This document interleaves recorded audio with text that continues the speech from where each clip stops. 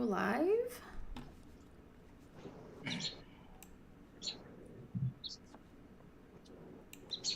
Hello, survivors, and welcome to RSG State of Survival live stream every Friday night. Thank you guys for tuning in. I'm State of Survival, and Sticky's already ruining the stream. Thanks a lot, Sticky. I'm teasing. I'm T McVenom with Reality Skew Gamers, and I'm joined by my panel and special guest Sticky Fang. Welcome, Sticky. Hey guys. We get a face reveal with Sticky. You guys get a face reveal. I promised, so yeah.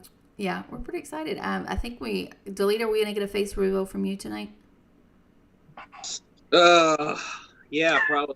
Probably. He's gonna just sneak it in there at Got it. opportune time. Nothing. I'm gonna unveil it like the code, like the like the code. I wish I would have I would have set it up as a close up of your face. That would have been awesome. Yeah, write the code on your face. That would have been actually really good. I should have done that. Hilarious. Anyway, again, thank you guys for coming. This is our we're gonna do a Reservoir Raid. We're gonna try to get into a little bit of just generals and then some in-depth. Not so much strategy, because these guys are very serious about their strategy. They are not going to reveal too much. Am I the only douchebag? No, you're not. You're not the only douchebag. We have lots. Awesome. Cool. So not too many people are going to reveal in depth their own strategies, but maybe some that generalize that might work for you, especially if you're a new RR. But my panel, let me introduce you. Daedric, say hi. Daedric is from 42. Howdy. Who's that handsome fella in the red shirt? I don't see a handsome fella in the red shirt. You mean Delete? Okay. Oh, you mean Daedric's red shirt. It's more orange, though. Yeah. I was thinking you were talking about Delete. He hasn't revealed himself yet. Wait, is that orange or red, Daedric? We have to... That is definitely red, my man. Yeah, I don't know. Are you drunk? Because I don't know what she's talking about right now. Tell me it's red. I think it does look red. I think it's red. Because it is red, yes. You're not supposed to call me out right away, dude. And I'm not drunk. I'm drinking Diet Coke. I just got off work, so I'm being good. Oh, Corona for me, so I get drunk. Nice. Sticky will get drunk for us. So Daedric's from 42. We have Scorn from 20. 10. 10? 1-0. Scorn from 10. Silver's from 20. running gag. I'm close. I'm getting there. I got 1 out of 4. Sticky Fang you are with State 11. Yeah. Old State, super old. Yeah, because you're 1 up from Scorn. You two are kind of rivals. Hoping to see him in State versus State. Hoping. Yeah. I hope to see you both in State versus State too. That would be fun. Yeah, that'd be pretty fun. Yeah. Sticky, make sure you comb his man bun. Wow. Don't do that. You might. Actually, I was scoring a beer, so we'll see. We also have Delete from 125. Thanks, Delete, for coming in. Oh, wouldn't miss it for the world. I know I missed last week too. I was out of town. I missed you guys. And then Finn, you guys know Finn, he had to walk me through the setup again. 1 week and I forget, just like that. It's terrible. Silver Wolf can't be here tonight. He got wife duty. But Silver Wolf is a normal panel member. He is in State 20. So that being said, we will get right into the mechanics. Guys, please be respectful in chat. You can, troll us if you like. Just don't be overtly obscene or overtly bashing. We'd appreciate it if you don't do that. But other than that, have fun in chat. If you have a question, please type the word question out before your question, and that way I can pull it up with Nightbot. I'm trying to get better about pulling these questions from you guys in chat. So I'd appreciate it if you just type question in before, and we'll try to get those. Thanks to everyone that is in chat already. We've got quite a few. Let me pull this up here. We've got Seldy, NZ Beast, Tits of Fury, Marpe, Colossus, J Trilsliz. Am I saying that right? Trilsliz? How would you say it? Chocolate thunder. Thunder. On my porch, and we had a huge storm. It should be okay. If anyone has to go to the bathroom, I'd probably do it before this. King, Marty Moriski, Thomas Bills. What else? 73. He's a longtime RSGer. Thanks for tuning in, man. NZ Beast again. And then, of course, Delete's in there. Sticky Fang Gaming. Sophie is in there. And Danger. Thanks, guys, for tuning in. So, guys, where do you want to start? Hey, Ranger J, 1999. He is actually an RSG member. He does a lot of the Star Wars Galaxy of Heroes streams. So thanks for tuning in, Ranger. So, guys, where do you want to start? Daedric, did you have a plan? Scorn, did you have a plan? I know that we have got some graphic of the Reservoir Raid. Do we want to just go with basics of describing what it is? Yeah, we have a pretty, I don't want to say strict flexibility as part of the plan, but we have a semi-strict plan of what, we're expected to do, different teams at different times. But I was expecting that people would have questions to ask about different micromanagement or macro management of what that looked like. Oh, yeah. Like as far as like getting into micromanagement. As like I have a plan, but no, do you have a question? No, I mean like for just general Reservoir Raid, what we wanted to describe. I think that most of our viewers are established players. They know Reservoir Raid as far as the initial battle mechanics of it. Like you have to sign up. You need to register for your time. First off, vote for your time. Sign up your peeps in Reservoir Raid. And then you get matched up based on your raid score. Now, this is one question actually right off the bat that I wanted to ask you guys was about the raid score issue and matching. Do you guys nerf your raid scores to get a nice matchup or an even matchup, or do you just go full blast? So for State 11, for Legion at least, we like to, we don't get full participation no matter what, which is unfortunate, but we like to get the highest raid score as possible because we enjoy a challenge. We don't mind if we face someone super difficult, but yeah, I've seen some folks like put all their top guys in reservists. That way they get a weaker team, but I don't understand that concept because why would you want to play someone weak? Well, from what I was told, the reservists count as well into your raid score. So even if they put all their top guys in the raid score, it's not going to matter. Like, so when we say nerfing, why nerf is about fighting the best. The nerf thing is I can tell you from Delete and I in State 125. Delete, did I introduce you? Yeah. Yeah, I did. Delete's in 125. I need an introduction. Sorry. As if I need it. He doesn't As if need I needed so it. Popular. But the problem that we had is that we were doing so well in Reservoir Raids off the beginning, and we had some really top guys in the beginning of our state in our alliance that were just just killing the raids, Reservoir Raids. And our raid score jumped up so high that now we are matched. We were putting in full 30 and then reservists, and we were getting matched with full plasma alliances and we've been getting killed. So we were looking at other options for what can we do, and we keep seeing this raid nerfing where you basically, does anybody want to explain the raid nerfing? Because I'm new to the whole thing. It says, you keep your raid score, the people in it, under a certain amount so that you get matched with equal amount. Is that correct?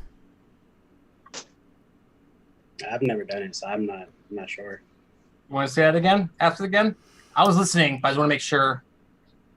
So if you take, let's say, instead of applying all 30 members and reservists, you actually take and only put enough members to meet a certain raid score. So like you keep it under, what was it, Delete? We were talking about trying to keep it under 5. I don't think we had a specific number. I think we were just trying to make sure that like we did put reservists in, so this way, we weren't getting, like the combined total of everyone that's in reserves against someone else. Because I think that's what was really crushing us in the past, because we were going against states that were like, how are we going up against a state, 38, 42, 45? It was like the matching was so unfair that it was too much to like, people are looking across and being like, wow, 30 is a bad base in the other reservoir, and like it's stars and up. And we are like rolling in there with like 28s and 27s. 25s even. Yeah. So basically it is just either not putting as many people in so that your total raid score is lower and you get matched with an even amount, or you just don't put in a bunch of reservists, or you put in your lower castles so that their raid score isn't, they weren't previously in raids, that they're jacked up raid scores, because it counts as your total raid score. Someone just said in chat that if you remove your medals and your chief gear, that'll bring down your raid score as well. So you can fill up you those do that? slots. I thought you can't remove them anymore. It looks like it was Ruse who said it. I thought you can't. I've never done it. Venom, you're correct. With the recent update, that State of Survival came to no longer dismantle gear. Yeah. Okay. Which I actually think is a good thing. I don't want people like nerfing with gear, taking their gear off and putting it back on. Raid score, I don't really mind so much the raid score nerfing, because the people that you're submitting, that is their score. And if you're going in underpowered with 10 members, it's still 10 to 30 possibly. So you're still kind of you're just evening up the matching. So we're looking into that. I don't know. What do you guys think about it? Yeah, I feel like Reservoir Raid went from like every raid that you were in was a complete joke. Then you were like going 30 on 16 to like every raid you were in. Crazy. I mean, you cut out for a minute there, Delete. Oh, sorry. It's thunder and lightning out here. Oh, you're serious? I thought you were joking. Think about your bedroom. No, I'm on my front porch, and it's something else. Yeah.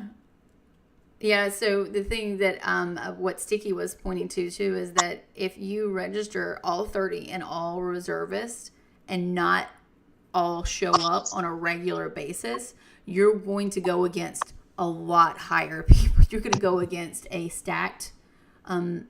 They're going to evenly match with all of your members plus your reservists previous raid scores combined. Well, that's what you'll be matched with. But then you also go in weaker because they don't show up.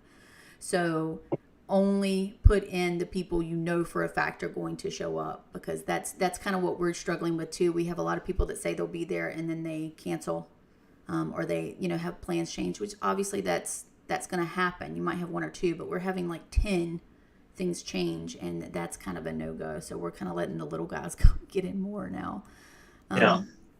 Daedric, what is your strategy with raid? You guys go full in? Well, it's interesting. Just before the update came, so what Sticky was talking about, and just to correct Ruse in the chat there. So Ruse was correct at one point. This was before the most recent update with gear. Is you did have the ability to move medals and dismantle and remove gear from your player, and that would lower your raid score. And so people would do that prior to a raid happening and then reinstall the medals and the gear.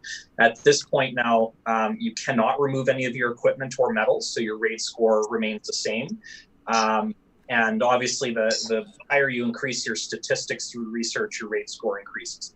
So what I found to be a good method, and we talked about this last week, is if you install a marker, we had talked about markers a couple weeks ago, installing a marker on your headquarters and just asking for participation. So although there's actually a survey you can fill out, so when a water raid first starts, you can complete the survey and select a date and a time. The problem is you don't know who that was. So you just see a number of people that particular time frame.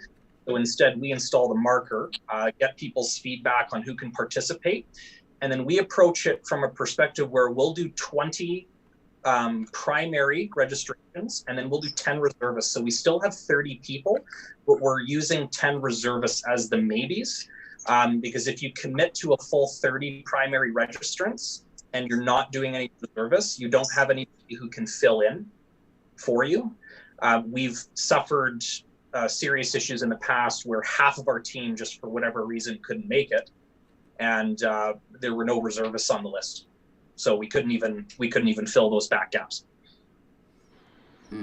Yeah, I like that. I like what you said. The point about like when there is the poll that people can fill out, but if the majority of the people that are picking a certain time that you go with are people that aren't going to show up anyway.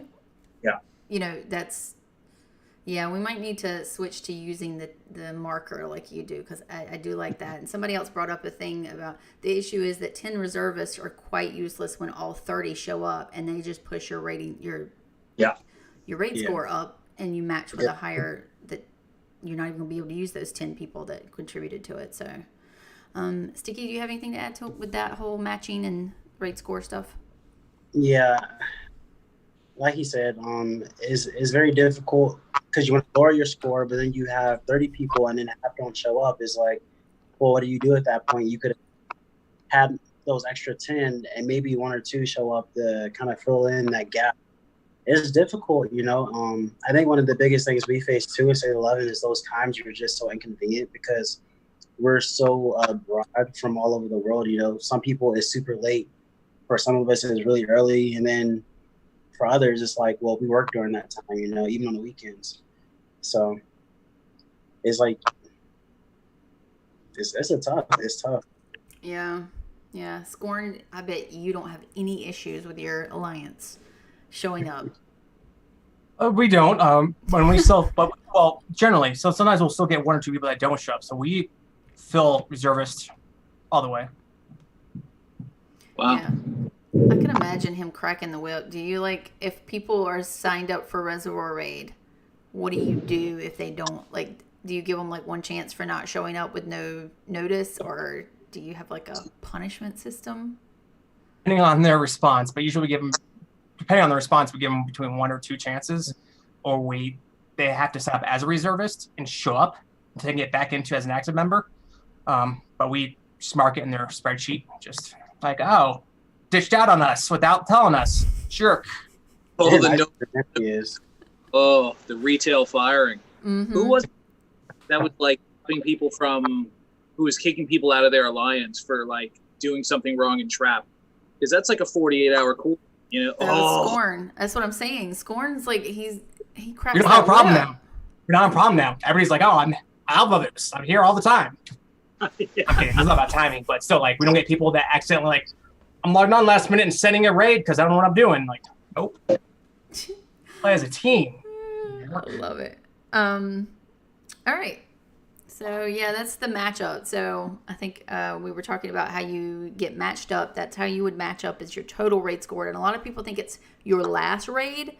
I think we had it confirmed that it is your total raid score over all of the raids you've ever participated in. It averages out into a score, correct? Does anybody know that for sure, that information? I'm not sure. And again? Feel like it's not I feel like Res Raid is a season, so I feel like it does reset. I feel like it does reset, but I'm not 1,000% sure, because I feel like when I came to Law, my Res Raid was lower than Jack's, but it was higher when I was in Law. So, Deja, you were going to say something. What were you going to say? Yeah, so really interesting. Actually, had a great example of where this is a bit tricky. So we had a gentleman in our alliance who was gone for 3 months. So we're talking a huge period of time, wasn't in game, was missing, gear, heroes, and 3 months worth of gameplay. And so, in conjunction with that, he missed all the raids. Well, he comes back and he participates in maybe 1 raid. But he had purchased and maxed out all of his equipment and a lot of his research, and his raid score is now the highest in the alliance. And he has not been in a Reservoir Raid. So this score has actually gone up based off of his statistics. And so my theory on raid score is actually based off of you as an individual power player, and what your statistics, troops, gear, heroes, all that stuff determines your raid score. Interesting, because So I'm just saying, on the regular Discord server, I have asked this question several times about raid score and what it is based on, and it's always told me about your raid score that you get in RR only. That it's not based on power, it's based on your points in a collection. So if that was the case, though, for the folks who are doing water raid for the first time, wouldn't their scores all be 0? Zeros? Yeah. Mm-hmm. Yeah, exactly. Mm-hmm. I don't think that our first water raid was a 0 score. I don't remember, but maybe we should get a new player to test that theory out. So actually, a great example too. Another part just to support my theory on this is there was a Reservoir Raid where my stats, like I didn't improve any gear, medals, research from one Reservoir Raid to another. So everything for me was constant. My Reservoir Raid score remained the same across both raids. Okay. So you're thinking that is based off of medals, gear, your stats in general. Yes. I think all scores are based off them, but weighted differently. I think raid score, in my opinion, is weighted the best because it doesn't. I don't think it weighs. Well, actually, sorry. I think Showdown is weighted better, but I think it just weighs different. Like when you go to your stats and you see all the different categories of your power where it's distributed from your total. I think it just weighs different ones differently in their calculation. Yeah. That's what I think. Yep, exactly. Someone was saying in chat just now that you should take the amount of units also into account. And I think that would make sense because someone with 5 million troops shouldn't go up against a team where altogether they have 5 million, you know? Oh, they're saying what they should use as the raid, Reservoir Raid. Yeah. Units along with the actual stats. And I agree with Sticky. That's why I think Showdown is better generally, is because they don't weigh troops as heavily. But it's not important, as Sticky's saying, which I agree, in Reservoir Raid. So let's say I'm throwing out 6 different, garrisons to hold down from their opponent. I'm going to want a raid member who can also fill 6 rallies, not one who can only hold 3 full marches of rallies for me. So, I mean, I would agree that's an important distinction between the number of troops, how heavily it's weighed for different events. Showdown doesn't matter. Give 1 full march and you're good. Yeah. Raid, it does make a difference. Actually, yeah, to Scorn's point too, where they're weighted differently, you can even see it too. So when you apply buffs prior to, so let's say I were to apply buffs prior to going into Showdown, my score will be affected based off of those buffs being applied. Reservoir Raid actually works in the identical fashion, but it's interesting because you'd have to apply the buffs during the time that the registration is complete, not at the time that the Reservoir Raid actually begins. Not that you'd ever do that because your buffs would run out by the time. So that's what I was about to say. They would run out. Yeah. But that's just for the point of the conversation that if you were to apply those buffs prior to the registration complete, your rate would go up. Wow. I feel like in Showdown, we have a lot of people that join during Trap, when they've got buffs on. Like Mega March, most importantly. So that's interesting that it don't really kind of goes to like when registration ends, which I have heard before. I feel like that was Sticky. I feel like I saw that on one of Sticky's videos. I was just like, yeah. So I wait until like the last minute to go ahead and join. So this way, all my buffs kind of taking or come into effect at that. I have to bring up. Jeremy said, "Scorn. Does everyone in S10 need a man bun to be in the alliance?" I already responded. You already took care of that. Okay, so now we've gotten down to the raid score. So the other thing that I wanted to ask you guys about was there's 2 main strategies. I know that we're not going to get into specifics of strategies, but there's the strategy of all on attack, and then there's the strategy that I've seen of people holding back at the baseline, at the safe zone. Are you guys team safe or team go? Daedric, I'm pretty sure your team go kick butt, but go fight easy. Because those troops that you're holding back behind the safe zone, they're not. I mean, I guess you're protecting them, but that march time though, if you're a free to play player and you don't have a whole bunch of bio caps to spend and you only get so many free march speed ups, it's going to take you forever to join rallies, So you have to get out of that safe zone. Yeah. Scorn, what do you do?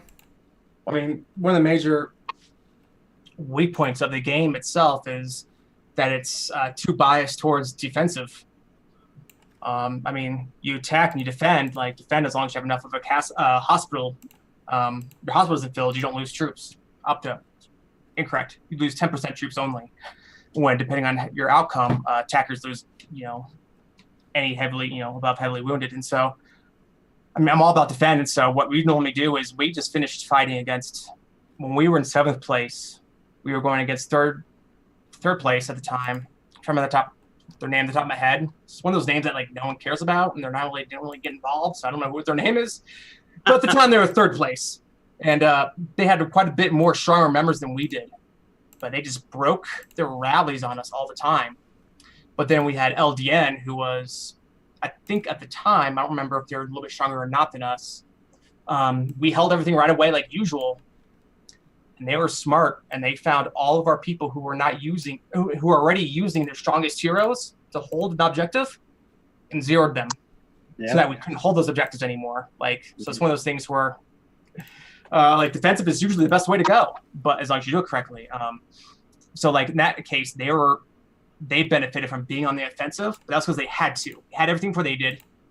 They couldn't defend, so they went on the offensive, and they were just smarter about it than we were with not everybody was using the right heroes at the right times, and it made such a big difference that they zeroed everybody. So generally, we try to, and still, we usually pursue the defensive measure. Try to get everything you can right away. You want to attack me? Cool. Go ahead. Go ahead and grab your rally and throw your rally at us. See what happens. We have our strongest people. If we need to, we'll just walk out real quick, then come back, not lose anybody, which is rare. I'm working on our little graphic thing. You guys keep talking while I'm working on it. I'm terrible. So I can share one of our previous strategies that we don't use anymore. Okay. And it's already on my channel and stuff like that, so it's not much of a secret. But we first started. Wait a minute. Why don't you use it anymore then? Is it not any good? So it was working, and then I guess people got smarter, and we went months and months of being undefeated. And then we lost 2 or 3 times in a row. And we're just okay, something has to change because we don't like losing too much. So we went probably 5 months or so undefeated. And then we kept losing. So we had to change our strategy. And now our new one is working better for us. But our old one, we had 2 teams. Well, technically 3 teams. It was myself for one team, and then our 3rd strongest guy, and then Nimki for team leaders. So my team would take the right side, our 3rd strongest would take the left side, and Nimki would he would be like the attack guy, to hit people who he felt like he could zero, and then he would take the middle reservoir once that time came. And it was working for a while, my team would hold down what we had to hold down, and the other guy's team would do what they had to do. But then all of a sudden, it's just guys were just, they were killing us at one point, so we just had to switch it up a little bit. But it was a good strategy for a while. You bring 30 people up into 2 teams, that's 15 people, and then to join the middle person's rally, you could take people from each team. So 28 people to fill one person's rally. It was working for a while. Yeah, I mean, I feel like Reservoir Raid is one of those that you can have a plan, and then you kind of have to shift depending on what the opponent is doing. I mean, the team strategy is definitely probably the one that's been implemented the most. Probably getting people. I think our toughest challenge is getting everyone on voice chat. Because voice is a tremendous asset when it comes to Reservoir Raid. I think it's one of the biggest ones, and it's just hard. It's hard to get everybody on, especially the alliance that we have where we cross so many cultures that it's some people are still at that point where it's my English is not going to be so great, so I'd rather just do chat kind of thing. And there's just a big delay when you actually have that implemented and when you don't. Yeah, so that's our biggest. Do you guys use voice chat for all of your Reservoir Raids? Sometimes. A lot of our guys, like I said, we're very diverse, so some people can't speak English very well, including Nimki. He's Serbian, so can't really understand him too much. He's not hard to understand. We find, well, I could see if you're yelling. I feel like that was a get him back for getting zeroed, which Nemke still denies. Yeah. Yeah. Let me see if there's any questions while you guys are talking about that. I was finishing up. Daedric, I put it in the chat here. I put all of my little dots on the graphic there for us for later. So raid score, we've said that we've already went over raid score. We went over joining. We went over picking the times and using the marker, which I like. Sticky kind of went over some of his tactics. Scoring, Daedric, do you guys want to go over any of yours, or are you keeping them secret? I'll just share a few basic leadership pieces. Do you want me to tell me when you want me to put up a graphic or anything too? Okay, yeah, no, not at the moment. I'll just share a few leadership pieces. So this is just general information in terms of preparation and execution. If you're doing a voice chat, which I highly recommend, it is an excellent idea, keep it limited to your team leads. One of the issues we found is if you have, it's obviously beneficial to have more people because you get communication down faster and people can hear the commands right away. But if you keep it down to your team leaders,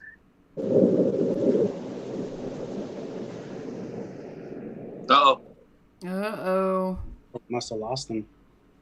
Daedric, his cat might have pulled out like his internet plug.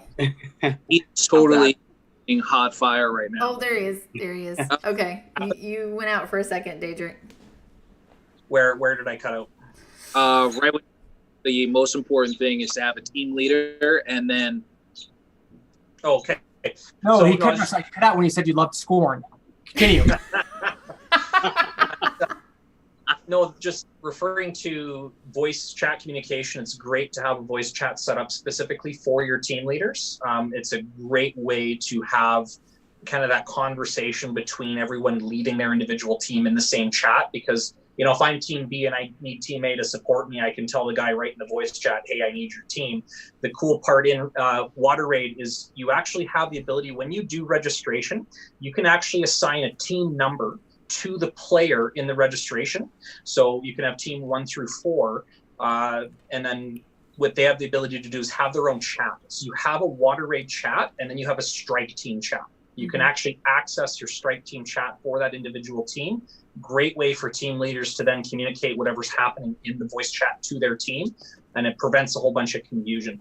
The second part is when playing, I found that when we're talking about the offensive and defensive, is having a plan to fall back on. A lot of teams go in and they have a plan set up, a really good plan, really good team structure. It doesn't go the way they want it to. And all of a sudden, what do we do? And the raid just falls apart. And then you're spending the next 45 minutes and people are bitching about the raid because they have no idea what's going on. There's no backup plan. So it's great to have a plan B should you fail and have to go on the defensive. So just a couple pieces there for people going in where, sometimes we go in too overconfident. Yeah. So go ahead, Delete. Go ahead. No, one question that I had is how much emphasis do you guys put on water collection as far as like the wells? Because I've definitely been in raids where we were getting crushed, and then the wells have basically been like a huge change of pace. So all the people that are kind of halfway zeroed can kind of still send out, like a gathering and kind of go from there. That's kind of been something that's kind of saved us in the past. Shoot, I've been wiped and healed up 1K and was taking on little wells with 1K troops. It does make a difference. It does make a difference. It adds up. Yeah. So, I think I gave a secret. Yeah, you did. Bad for you. Bad for us. So, question about when you said the strike teams. So, do you guys have them strike teams, and do you do separate VC channels for the strike teams, or do you guys just use chat? Because our struggle is that we have like so many different. I think Sticky even said this. We have so many different members from different parts of the world that we do have to use chat because we have to use the translator. But it's really difficult to not get zeroed if you're a smaller player and try to tap in orders for chats. Do you guys have your team leaders kind of sit more on the back side of the safe zone to give direction and watch the map? Or do you have them playing and just VC, because that's our struggle right now, is the figuring out who's doing what and what's the most appropriate way to get them to lead, if that makes sense. I think for your specific situation, so I think it would be good for your team leads to be in the nitty gritty, right? But for the texting, like orders and stuff for the translator, I would get have somebody assigned for that. Like, hey, the team leaders are going to be busy like attacking and defending and giving orders. You're going to be in charge of translating those orders into whatever language for our other players. That way the team leads don't have to worry about having to speak it and type it and then having to fight as well. How would that work with strike teams though? That's my question. Like, because it's trying to figure out, do we need 4? I mean, Scorn, you see what I'm saying with that, with the strike teams? And yes, I mean, so what is the primary purpose? You have this, so let's say you have this team lead who's the strongest person in that area for those objectives, who is leading these rallies because he has the best stats.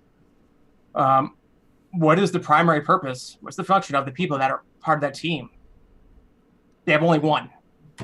Yeah. To fill the rallies. That is what they're needed for. Yeah. And so I like to have some people that I choose people that are a little bit weaker, that I like because they are really good at looking at the battlefield and see the dynamic changes in it for me that I'm going to miss, because I'm big picture. I don't see the small parts as often.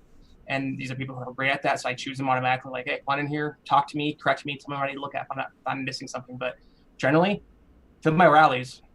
That's for, like, they're there to pay attention to your rallies, understand when they need to jump out of the way when they're being attacked, not try to get reinforced and take it because they're dumb and they think it's going to be cool. Like, those are the people I need on my side. And so generally, like, I don't need you to understand what I'm saying. I need you just to see when my porch comes up and this is where my rally's going.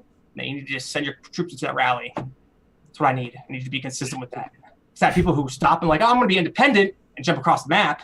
You're like, well, F my life. Now I got 5 people or 4 people helping me now. Awesome. Delete. I would never make it in Scorn's alliance. He sounds really like very similar to Nimke. Nimke's like, shut up, fill my rallies, don't talk. Like, I like to talk. I just like them to jump around away from me and not help. That's all. You can talk. I choose people who correct me. Daedric, the other thing that you brought up that is a really good point is being able to be flexible and have a secondary plan. That is our other big problem, is we go in, like, there's been a couple of, and I don't know if you were with us at the time, Delete. Yeah, you were. We had a really fantastic strike team plan, maps. We had everything laid out, and then it all just went to hell in a handbasket in like the first 5 minutes. And then everybody's just like running around like crazy, like just porting all over the place because that plan did not follow through the way we wanted it to. We just couldn't make it work. So the secondary plan, we don't have one of those. That's our problem. Go ahead, Delete. No, we just, we've run into a couple of alliances where it's like, my stats are strong. My number 2s are strong. And then, if we fall into an alliance that basically has a 3 and a 4, that kind of puts us at that 3 and 4 spot, and their 1 and 2 are incredible, it makes it tough. Because then even like their secondary heroes versus my primary, I'm still losing that battle. It makes it extremely difficult unless I want to go in and just demolish 350,000 caps to try and catch up. That's the only way that you can kind of combat that, and usually, it's like at the start, it's like I feel like I'm kind of getting targeted and like, okay, wherever he goes, I go. And, then the next thing, we're kind of falling into that battle and trying to recycle that way. And then as soon as I lose, or as soon as a big person falls in our alliance, people are like, that's it. All right. They start panicking. Bomb break, and it gets demoralizing when you're up against a much stronger alliance, when things are a lot more even keeled, and people don't get psyched out or before the start. Things are a lot smoother, and things tend to happen according to plan. But as soon as I get punched in the mouth and I'm like, oh God, we just lost that rally. The next thing you know, it's like, okay, what do we do? Delete just lost. And it's like, oh, you start hearing the cries of, my hospital's full. Not me. I'm like, I'm still in this. Dodging attacks nonstop with my 1K troops. and you start to like understand who's got the craftiness to like, all right, someone's going to go ahead and obliterate my base, and I'm going to go ahead and send out my somewhere else. So this way, when they hit me, there's no truth there. You know, there's different tactics that you start to see within your team that are super strong, and then you can utilize, you know, and kind of play it that way. But, you know, when you're up against a really tough match, unnecessarily tough, you know, you kind of have to be scrappy. You know, you've got to be scrappy and you've got to be prepared. Like, okay, you know, let's just gather the hell out of it. And when they start hitting us while we're gathering, we're going to start taking bases because no one can be multiple places at once. Is that Nimki Sticky Fang that donated? Yeah. So Nimki just donated. I think that's about $2.50. $2.50 to. I was like $2.50. Like, geez. Yeah, No, like I don't think so. $2.50. I mean, no, I'll take take it. $2.50. Hey, nothing. It's too small. That's right. I love actually, it. yeah, that was Nimki. Yep. Yep. Yeah, He said, "Love you, Sticky." So Yeah. thank you, Nimki. We appreciate that. He's my biggest fan. He's a fun guy. So again, guys, if you have any questions, please type questions and put it into the chat with question in front so I can pull it through Nightbot. I did see a King who is with Silverwolf. He's actually one of Silverwolf's R4s. He said, "Are you going with the setup I suggested?" I'm not telling you. No one saw? We're not telling you. I don't see any other questions right now. So the other thing now that we've gotten into the heart of RR is which do you guys feel is the most important thing to capture first? Or is this too much? See, I don't know where we're at as far as too much strategy. I don't want to reveal any of your secrets. No, I'm not. I think it's a no-brainer. You know, at least personally. So, okay, I'll tell you what. As a noob, what I think would be the helipad. Am I wrong? I wouldn't say you're wrong. I mean, it's up there, like in like the top 3, maybe. Okay. I would say munitions factory. Yeah, munitions factory. Because when I'm going against someone else who's maxed like I am, there's not much else we can do other than how many of our rally members are the max amount of people they can in there on the right amount of ratio and everything. I want that extra bonus. I mean, you have better strength, I guess, from the what's called the death compound. But I mean, who's going to stay there for that long? Someone's smart enough after a while is going to jump out and jump back in. But munitions factory, if you can. I mean, I have everybody get everything at once. We generally have not had an issue one time of not having a building immediately. Ooh, should I show everybody what these buildings are? Yeah, you could. Yeah. Let me look at there. I did it first time. Boom. I'm proud of myself. No one sees it. Yeah, I can tell you that nobody sees it. What do you mean nobody sees it? Bearson, you're so stoked. They see it. Damn it, they do. We don't. Y'all don't see it, losers. Okay, yeah, it's there. That's never happened. Yeah, I'm gonna send it to you right now in chat. I'm gonna send it to you in your PMs. How about that? So when we were talking about which is the best one to go for first. Delete. There he is. There's the handsome guy. Hey. Delete. Are you seriously showing yourself right now? Yes. There's Delete. Look at this. So there's chubby white boy. You're like 10 times better looking than me now. Now I can't be your friend anymore. You gotta Friends get off. closer to the screen, Delete, so we can see you, and then give us like a wink, like Delete. Yeah, that's me. Hey, what's going on, Hey, everybody? what's There up, he man? is. Nice to see you. All right, I'm covering your face up again. Oh, you're drinking too. Why is everybody drinking but me? Drinking beer. He's like the cool It's one. a about Friday night, so you know. Seriously, No, I'm I should be. I know, I have a Okay, drink. so here we go. I'm gonna put back up our little graphic. So, which one we are talking about? The munitions factory is the ones that you say. Which color is that one? I'm gonna have to pull up my little sheet. That's going to be green. That's the Yeah. green one right here. Yeah. The which green? That's the dark green one, right? This one? You only got one green. No, I don't. I have two. What are you talking about? There's a dark green and a fluorescent green. Okay, fluorescent green. My apologies. So the dark green one is the munitions factory. Is that one correct? Yeah. Yeah. That increases your troop overall attack and defense 15% for each. See, NZ Beast had me right. He said lime green. There's dark green and lime green. Yeah. Oh, It must be a southern thing to say fluorescent green. forest green. So that's the munitions factory. What's the other one that we said was the good one? I like the helipad. The solar panel one is a really good one. Which color is that one? I don't remember the color. That's the purple. The purple one. Yeah. The purple one is the no, what does that one do? Reduces the water processing time by 50%, so you gain more water points, 50% less time. Yeah. Oh, okay, so that was the thing I had. That's a good. I'm glad you brought that up. Was the question was, does it? For some reason, someone thought that it decreased the other person's water intake, but it's only it boosts yours up, right? Yeah. Okay. Yeah. So not It the looks amount. like they're arguing in chat saying dev compound is useless, and then some people are saying dev compound is like the best one. So it's a debate going on there. Yeah. That's here. Why? What was their argument for and against dev compound? So Nemke saying that it decreases time to capture for dev compound. It's pro.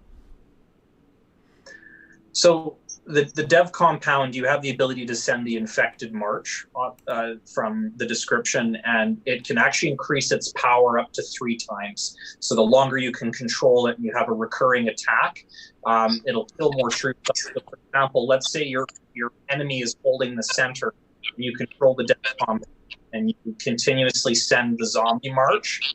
On the first attack, like if you have a full march in there, it can kill up to 30,000 troops in one attack and increase that power by 3 times. You can see in one attack up to 100,000 troops gone. So if you're matching your rallies with the dev compound strike, it can be quite successful. So that's what I circled was the dev compound. So okay, so Nimke obviously thinks the dev count and Daedric thinks the dev compound is the most important. Then no, not the most important. I didn't say that.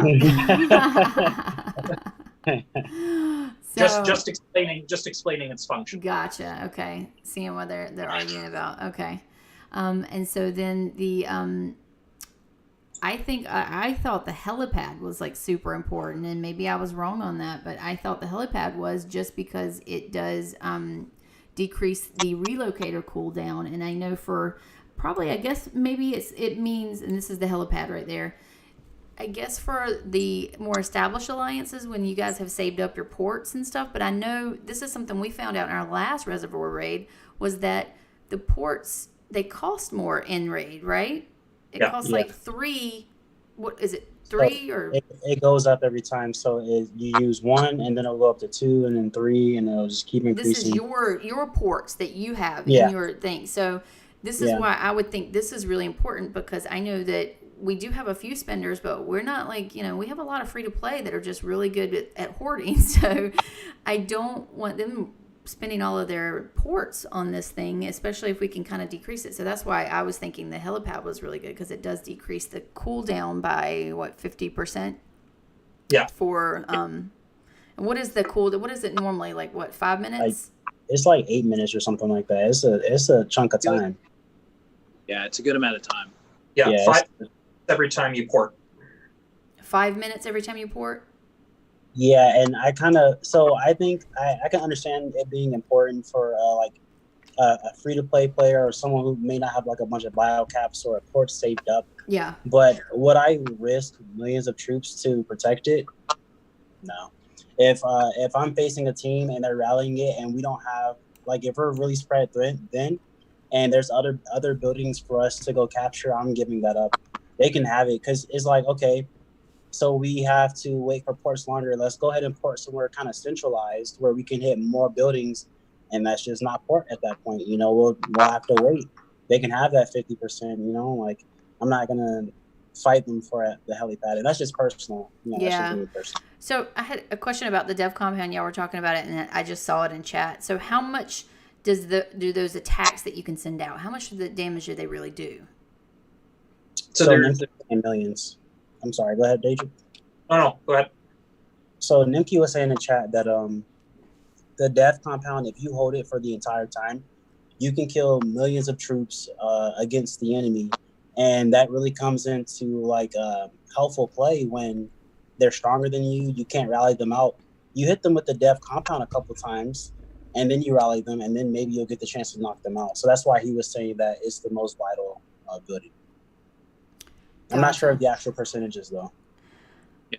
Well, if it's 3 times the strength, it can definitely turn the tide. It depends on how far back you are at the time, because if you're extremely far back, you can't make up all of it, within the last 20 minutes or so. Probably come close, but it'll be a closer loss. It's supposed to, kind of like, getting back to the win. Hey, Venom. Mm-hmm. Three quick strategies I just want to share with the audience, which not a lot of people actually knew, but the developers of the game did this intentionally. So every single Monday at reset, there's a battle pack that comes out, and there's 3 levels. The intention of that battle pack is actually for Reservoir Raid. A lot of people think it's just a promotion that comes up whenever. It actually comes out the Monday before the Reservoir Raid, every single Monday before Reservoir. And that's intentionally for the Reservoir Raid itself because it has war buffs, march speed ups, and all that jazz. The Friday, the day before the Reservoir Raid, in the daily deals is a teleport advanced relocator deal for the highest packs. You can actually get 8 relocators and troop training speed ups. That is also technically intended for Reservoir Raid. So they have actually placed bundle packs the week of Reservoir Raid in such a way that if you were to purchase them, it'll actually enhance your capabilities of competing for players who like to spend a little bit or not a ton like others. And then the marketplace, if you go to the marketplace building, you can actually purchase advanced relocators. They randomly appear every time you rotate the marketplace building. And so I've had cases where I've hit the free button 5 times and I've been able to get 5 or 6 relocators, and you just buy them with resources. So that's one of my dailies. Yeah, it's going through the market. You're right. You know what? I have to say, I never go through the market.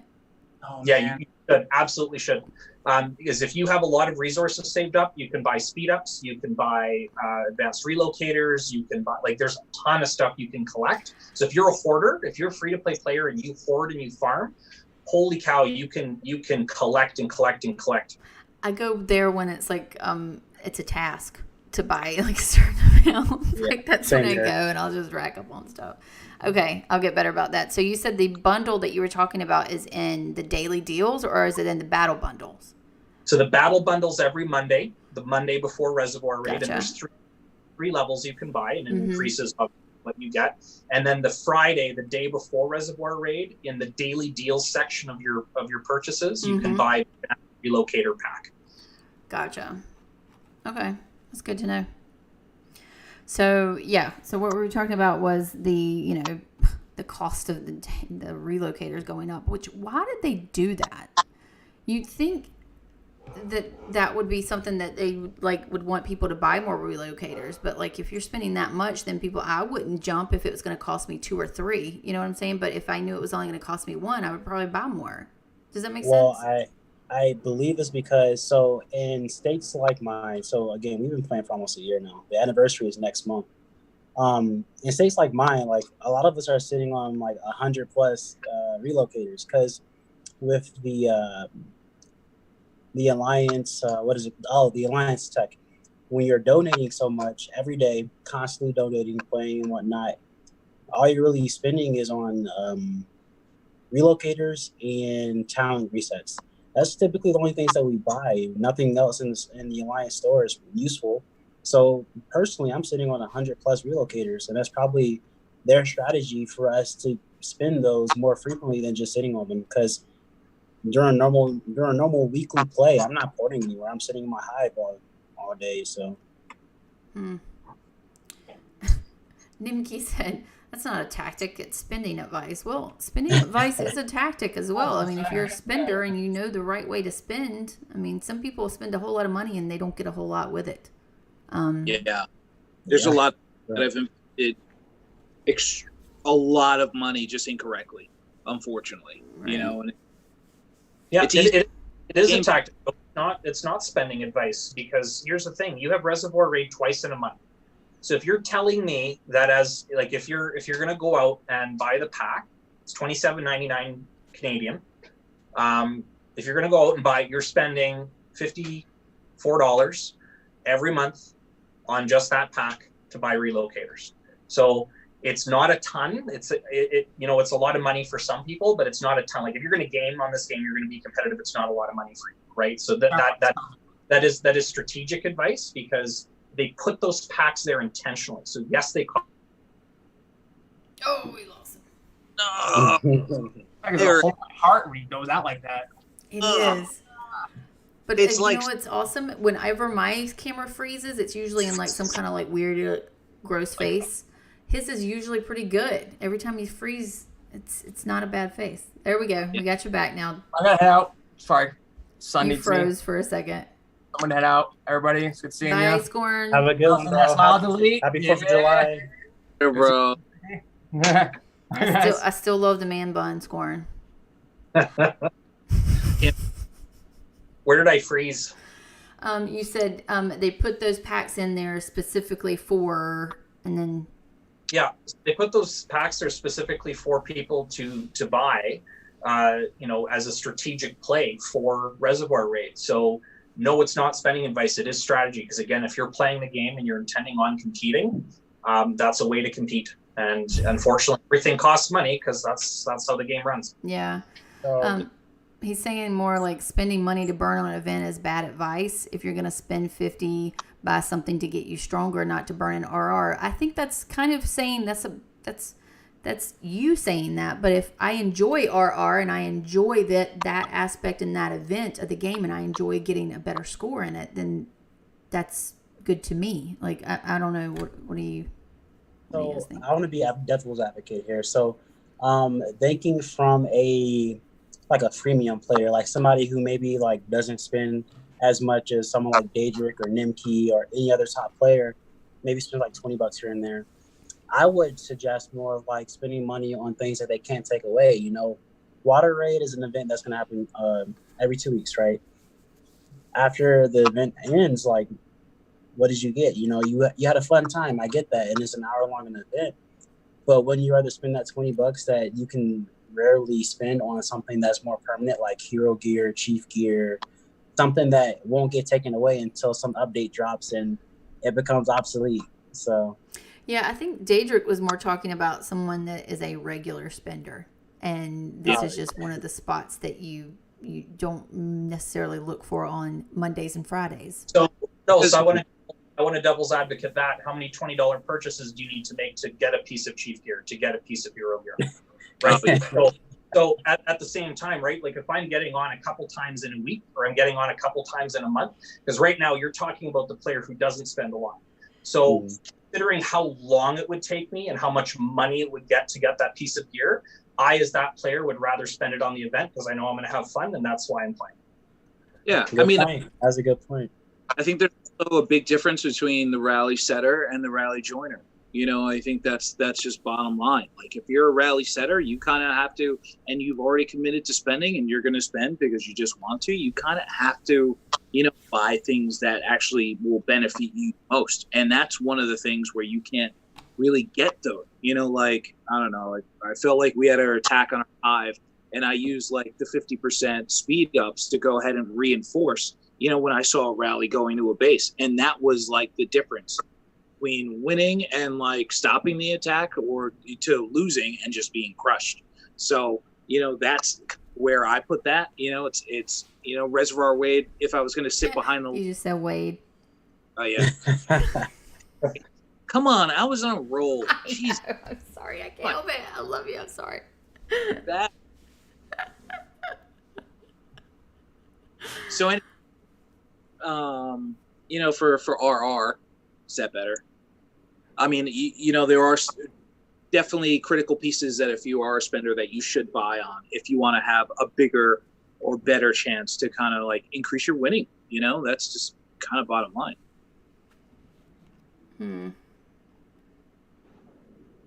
Yeah, I don't know. I'm kind of torn. Like if I was a spender, I probably, if I was a heavy spender and I really wanted to get that RR win, or even a streamer like Sticky, and I'm using my RRs to stream, I would spend some battle. I would probably put some money into the battle packs and stuff because they give me an advantage.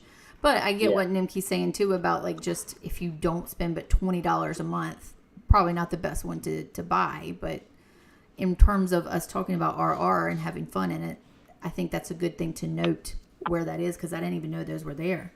I had no idea those were there on Mondays and Fridays. Who goes into days and calculates that stuff, Daedric? They have a recurring schedule for their packs. So the daily deals on the same day are the same every week. So the Monday pack is always the Monday pack. The Tuesday is always the Tuesday. If you look at Survival of the Fittest, Capital Clash, Horde, all these events start on the exact same day as they always do on every other time the events have happened. So you can actually almost build yourself a schedule as to when these things land. So if you are going to buy, you can buy accordingly. Do you have an Excel? I do not. No, I just go off of memory. He's got like one of those crazy memories. Okay, so you guys said there was a top 3. So you said the Dev Compound. What was the other 2? Dev Compound. That's So personally, mine would be solar panel. Having a brain for munitions factory, and then the middle. But obviously we have to wait for the middle to open up. Yeah. The munitions factory. We already went over that one too, didn't we? Yeah. I have to keep going back in references like what they do, each one does, because I still don't know them by heart. Do you guys know them like right off the top of your head like this? Does it just take time to get that? Okay, the munitions factory does 15% damage and gives you negative 15% troop damage received. Is that what that is? That's the one you guys are talking about? Yep, that's munitions factory. Yeah, I could see where that one would be a very good one to have, especially if you're in the older states where you guys are all maxed out and your stats are similar. Does that kind of make or break it? Yeah, so we faced a lot of like top tier guys. Like I think last water raid we fought state 1, and they had a guy who like has stats like very close to Nimke, and it's like if you get close to him, you're a top tier guy, So those extra stat buffs really kind of determine the win or lose in those rallies. So that's why it's pretty important for us. Okay. Like those guys are beefy. I tell you, they can hit hard. And then I would have to agree with Nimke about the solar power station, because that one gives the control time, the negative 50% control time. And then the center just gives the water. Just gives you massive amounts of water, correct? Amounts of water. Yeah. But typically a lot of the strongest players will like leave key pieces to take the middle. And, depending on your alliance, that's not really the best move. It's not really the best to do that, depending on the situation you're in. Mm-hmm. Yeah. You can win without the center. Yeah. Yeah, that's absolutely true. That's 100% true. Have you ever won without the center? Yeah. Yeah. Was it more just everybody, they were completely focused on the center, so you guys got everything else, or was it still battles all around? It was actually quite interesting. So when you look at the map, you can literally cut the map like a pie in half, right? The cool thing though is the wells. So when we talk about the wells, and Dalit was mentioning that earlier, wells can be the deciding factor in a raid for sure. Yeah. Yes. Let's say the enemy team has the center, and they control 3 other buildings. They're going to have a slightly higher score than you just based off of the water raid count. But if you keep in mind, anyone who's maxed out, you have a whole bunch of marches, right? So if you have 1 march in a building, you've got 5 other marches you can use. So you can send, if you have 20 players, like you're talking about 80 to 100 marches that you have free to send to wells. And so you're gaining thousands of extra water points just from the wells. I've seen cases in raids where the battles have actually been for the wells, because whoever controls the majority of them, your score skyrockets. Yeah. We were in a situation in law where we getting crushed, like absolutely crushed. I think more than half of the team had quit. And I started sending out, I had all 6 marches out to wells, and we had 1 building out of all. And we were actually collecting more than they were for that. Yeah. Because that's happened to us too. So we were getting, actually, we were the ones crushing them. We were beating the brakes off of them. But as the time started to wind down, they had like maybe 2 or 3 buildings, and their rage score started to get higher than ours. And we were trying to figure out like what's going on. Clicked on the map and saw that they had all the wells. We didn't have even all the spawned ones too. That I don't think people realize too that they are constantly spawning. Like how often do they do? Do you guys know the time frame of the spawns too? So it's once random? It's once you clear one. It's once you hit the 30-minute mark, I believe, they start spawning. And then from the 30-minute mark, I think it's every 5 minutes, it's just an automatic. Every 5 or 10 minutes, it's an automatic respawn. So I didn't know if it had to do with when you drain them all and then they all respawn automatically, or they, when you drain them, they start popping new ones. They just keep adding more. Gotcha. Yeah. Nimki said he's gonna run. It's like 3 a.m. for him. Thank you for the donation earlier, Nimki. We appreciate it. And the lively chat there with you arguing with everybody. So anything else that we want to go over with Reservoir Raid? I mean, this is a really hard topic to go over when you can't go into specific strategies, because there's like little tips that I learned that I really want to tell people about, but I don't want to mess up Law's chances in the next one though. I have a question for you guys about Reservoir Raid. Hit us. How do you see it like changing in the future? What do you think the developers will throw at us to kind of shake things up a bit? Because we all know that it's coming. They're not going to keep it the same for another year or so. There's going to be some type of change. What do you guys think the change will be? You mean in regards to Reservoir Raid only? Correct, yeah. I honestly don't know what they would change. I mean, like, I honestly think it's a good fun event. I do wish some of the rewards were different, but I don't know what I would change different, because it's got you. There's so many different strategies to it. Like, you can play it in so many different ways. I don't know. Yeah. What do you guys think? I feel like, I don't know, probably 75% of the people I talk to, favorite event, by far. If they really wanted to do it right, I'd probably increase the frequency of it. I feel like it's an event that if you are a crazy spender, you go ahead and just drop literally over 50,000 caps if you really wanted to. If you wanted to on like a raid team and just go ahead and attack their strongest players and try and zero people, your hospital will fill up tremendously fast because of the attacking versus defender buff, and you will just go ahead and just drop and just, all right, 50,000 caps to go ahead and get these troops right back right now. You will do that multiple times.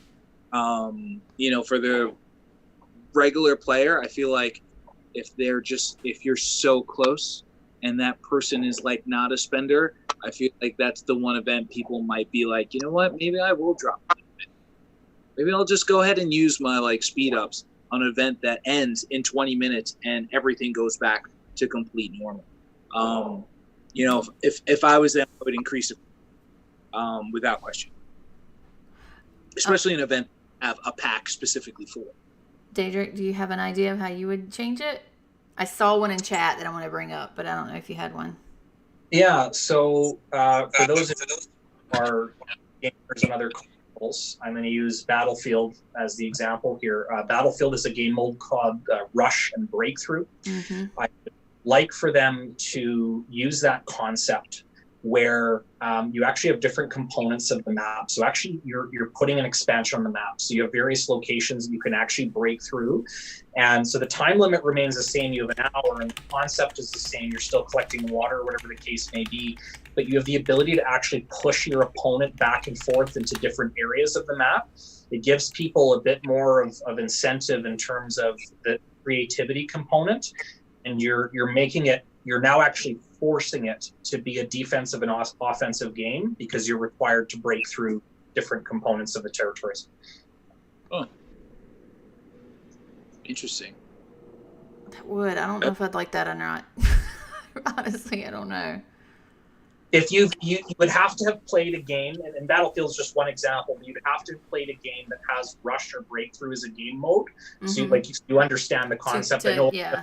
Yeah, I know a lot of people viewing this chat right now have played those games or have an understanding of them, but I think it would just be unique from a creativity standpoint and give more of a strategic piece to Water Raid. Gotcha. Venom, real quick, before you make the suggestion that we see in chat, I would think that for the anniversary, so they have to do something big for the anniversary, right? I think they could either do a Water Raid tournament to determine the best Water Raid team in the game. Yeah. Or some type of like state versus state tournament. Something with a tournament to determine like who is the best of the best for the 1 year anniversary next month. That's just what I would suggest. I hope have you suggested it to them? Have you already made that suggestion to them? I haven't, but here's my chance to do it. I hope they're watching. So yeah. I hope it's not a tournament. I really do. You hope it's what? I would personally spin for that. Yeah, I mean, who wouldn't? I mean, if you're a spender anyway, who wouldn't pop some cash for that? I mean, because that is a cool thing, and if it gave really, really, really good rewards, I mean, I could see that happening. I like what somebody else in the chat had said. That was a really good suggestion, Sticky. Was the levels, having different tier levels for the Reservoir Raid. Someone had mentioned, and I'm trying to find where they had put it because they had given a really good, and of course I can't find it, but leagues. So where you can actually form leagues, you can do 3-way battles, or I like the levels because I have a feeling that the matching system to me is a bit wonky. And I don't know if that's just me, but I feel like it is a bit wonky, and I feel like it's got to be a more simple way to do the matchups. I don't really know what that is, and that I usually try to say that I complain about something with a suggestion, but I don't really know how to do a different matchup other than doing straight BP power, battle power, or just alliance total strength. What do you guys think? Is there another way to match up that you think would be better than what they have right now?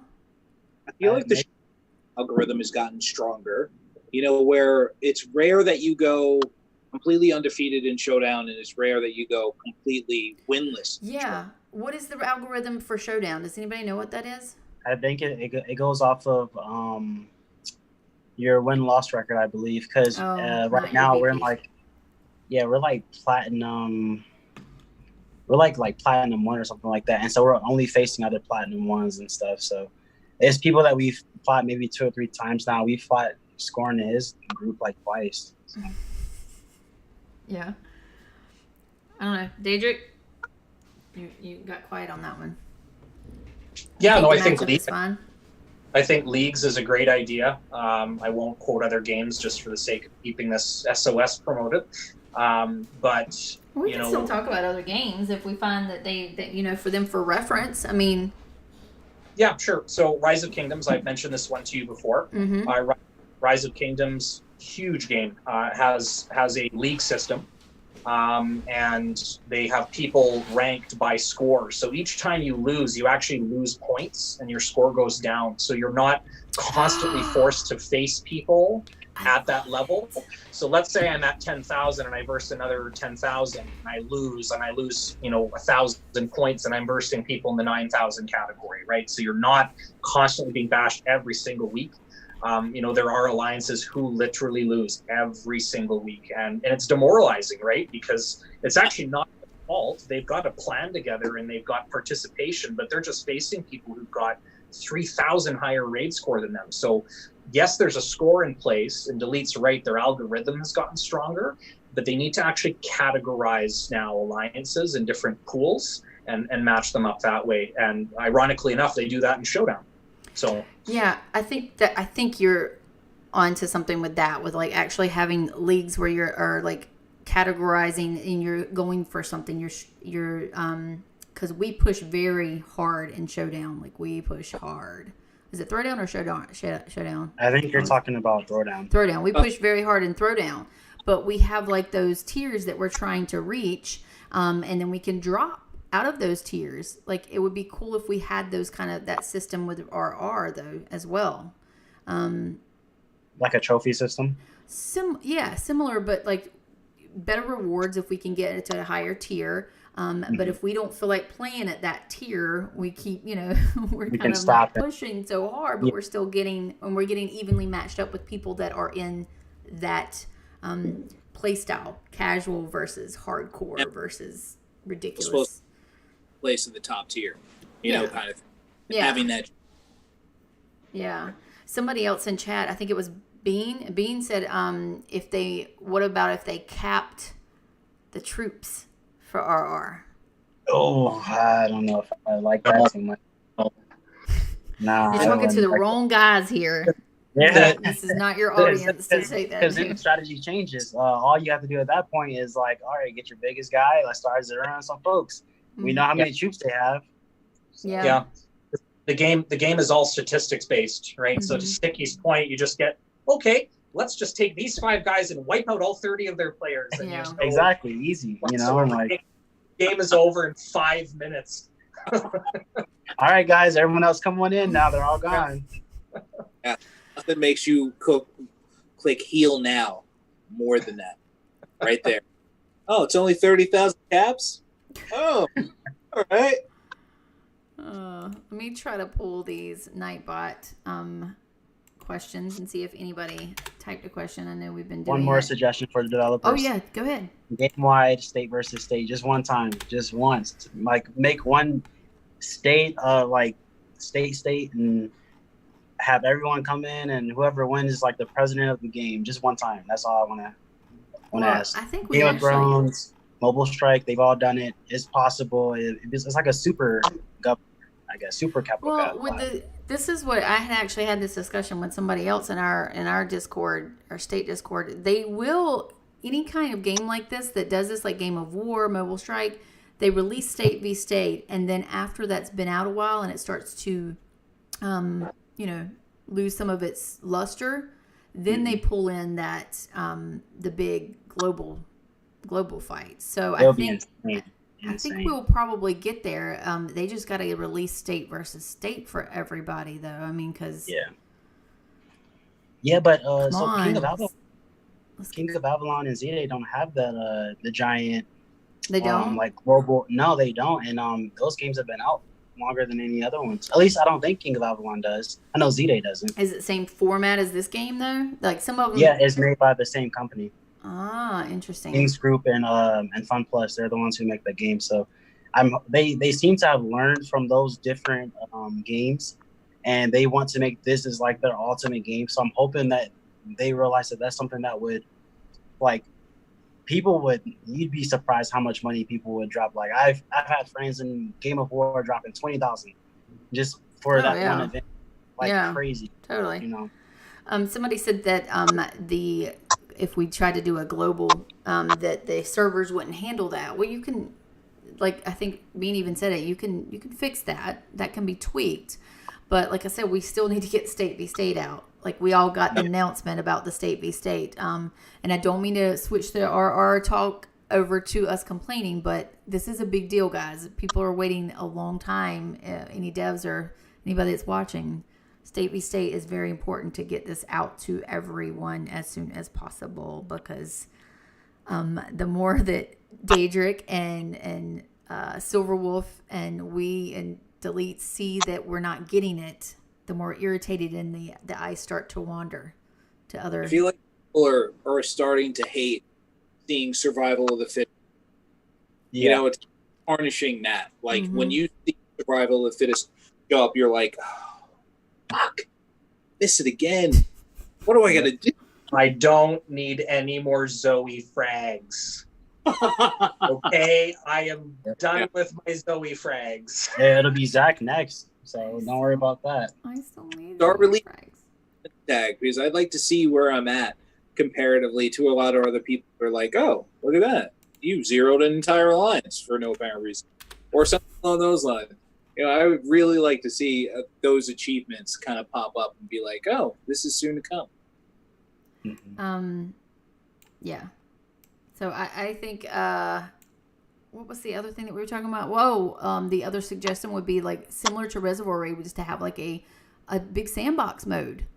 Just have a playground sandbox mode. I think Daedric's idea of like having a free pass where you could pass and port into a server to fight Nimki or Sticky or Scorn, or have all the panel guys just port in on a set day so I could stream it and we could all watch you guys fight. Like that would be a fun thing to have, where you wouldn't have to release it to, even if it was server issues, you wouldn't have to release it to everybody. It would be like 100 people pass or whatever they want to do. But like That's basically the test server right now. yeah, it would be basically a play test server, but in game, but also, if they're wanting to do something to bide the time while they're trying to figure out the SVS thing, that would be a good thing to all the people that haven't gotten it yet. That might be a good idea. I want to get to questions real quick because apparently we have a lot and I missed them. I apologize. Question. This is from Trizlas. I can never say his name right. JT. I'm going to call him JT. Do you guys agree Capital Clash should be an 8-hour event? Can we forward to devs?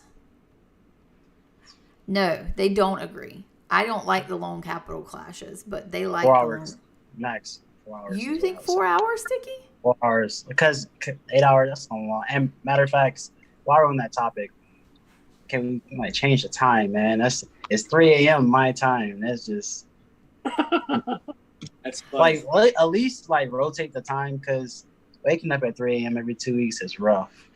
And then for 8 hours on top of it, I just go through coffee. It's rough. You know what you need? You know what you need to get you through the day? That's a man bun. Well, I was about to say, because Scorn actually likes the long. It was Scorn that likes the long Capital Clashes. It's because of the man bun. That's Maybe it is. Maybe it is. Yeah, I don't know. I can't stand them. I don't like the long ones. All right. Question: is it possible for Headquarter 31 to lose to a Headquarter 29? Yes. Yeah. Yeah. Easy.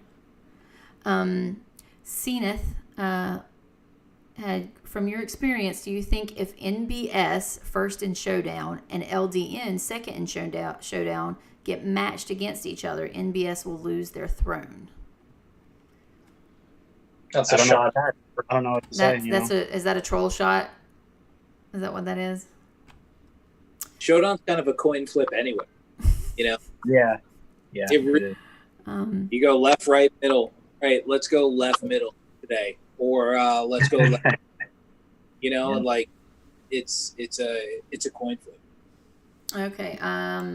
Marpe. Sticky, when Nimki zeroed you at First Capital, how did you feel? Hot, cold, or wet?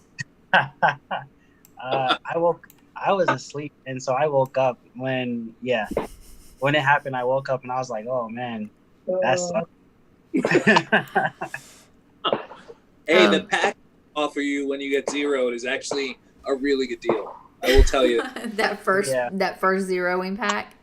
Yeah, I think I recovered like 150,000 troops, and that was it. And I fought him with those troops. So now, do you get that when you get fully zeroed, like lose everything, or is it when you just have a really demoralizing hit? I think it's when the system like sees like, oh, you're about to get wrecked. So here, take Hold this on, back. guys. My coffee is getting delivered. Thank you. You're welcome, Miss McBanum. Miss McBanum. I love you, Matt. Delete said he loves you, Matt. Love you, Delete. State, I do love. Wow, that was me who said that. Oh, that was Daedric. I'm sorry. It was Daedric. Matt, it was Daedric. You better fix it. Oh, Delete, you stole my thunder, you ass. He's coming. Hey, I was about to say, how do you come in through one door and leave through another? I was like, how? That was a closet. He's digging in the closet over there. Okay, We're on so the boat tomorrow. We're going on the boat tomorrow morning, so he's got to get his gear out of the closet. Okay. Like 3 hours apparently, or something crazy. Yeah. Okay. So next question. Yeah. What was the question we were talking about? We just talked about me getting zero. Zeroed. Yeah, about you being wet, getting zeroed. That's what it was. I think she just wanted to hear you say it again. Yeah, I think so. Okay. Sticky. Question for Sticky from JT. What rarity are your brutal goggles, bro? He said bro. My brutal goggles are currently at Epic. The tactical gear, the top one, they're at Epic. Getting legendary is just insane. Daedric might have legendary, but I'm not getting those for a while. Do you have legendary Daedric? Some pieces, not all of them, but some pieces. It's crazy. Like it's expensive. A lot. It's a lot. Yeah. It's ridiculous. I'd be looking at it like, man. Unwrap. I can tell, like. Or yesterday. The crazy part is if you were a player who maxed out everything by buying the bundles and then you saw the saving packs come out, these people spent an extra 10 to 20 grand higher than if they would have waited. Yep. Yeah. Yeah, I have a buddy who was in State 11 when it first came out, and he didn't max out, but he was pretty close. He hopped in State 100 and maxed out there, and he was like, man, I could have saved me like $20K, you know, and he was pretty upset about it, but he has 2 big accounts now. Wow. Oh, Foxy's so sweet. She's a sweet girl. Thank you, Foxy. Love Foxy. Foxy, you're awesome. She is just a sweetheart. I have never seen her have a nasty, mean thing to say about anybody. It's all supportive and sweet. Now, granted, I probably don't watch her all the time, but she's always sweet to me. Thank you for the support. I will have a good time tomorrow, Foxy. Thank you. Kindness, I was very appreciative of that. Who? Foxy. Yeah. Did she? She's just a sweetheart. Okay. Let's see. Miss Southern Lace said, "Where's the kitten?" Where's the cat? Where's the kitten? Did you rehome the kitten? Yes. The foster kitten, which was in the last stream, has been brought back to the shelter and adopted to forever. Oh, that's cute. That is awesome. I said in Sticky's Discord earlier that I just think it's so funny that Daedric is just like this ruthless killer in game, and he's this big teddy bear. Super cat lover. Yes, just like cute, like Santa pictures with all of his cats around him. Like, it's just adorable. Okay. Yep. Love it. Let's see.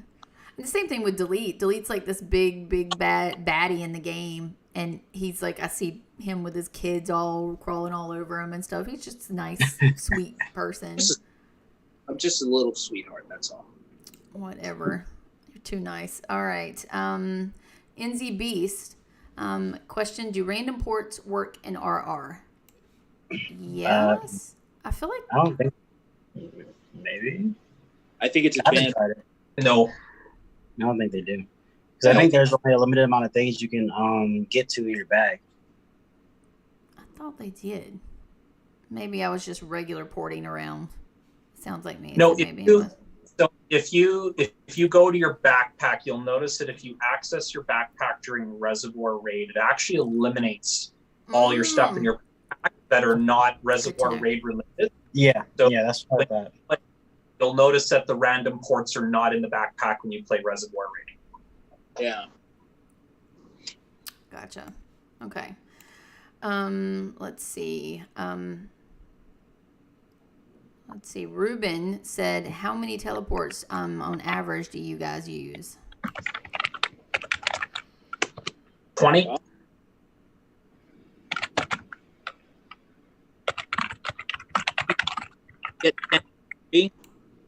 Wait, you cut out a minute, Delete. Oh, I feel like you get 10 for free, right? During the hour event. It really depends on the matchup, because sometimes I move a lot, and sometimes I've got to move all over. So it really depends on how the battle's going, and how, like, you know, if I can beat 4 of their players on their team, if I can beat 20 of their players on their team, you know, I might need to assist. But most of the time, I'll just speed march across. When I have a vital piece, usually, you know, I've ranked up most of my heroes to general at this point. So I'll just kind of march across, help out, and pop rallies all over the place. So really just depends. Warpig said, McVenom, do they get paid? I don't know who was talking about in that point. I'm trying to follow. He's talking about Daedric and Delete Azure members. No, they don't. They do it for the love of the stream. They do it for the clout. They do it for the love of the game. They do it for the love for me as their friend. And I don't do it for that, actually. Liar. Stop it.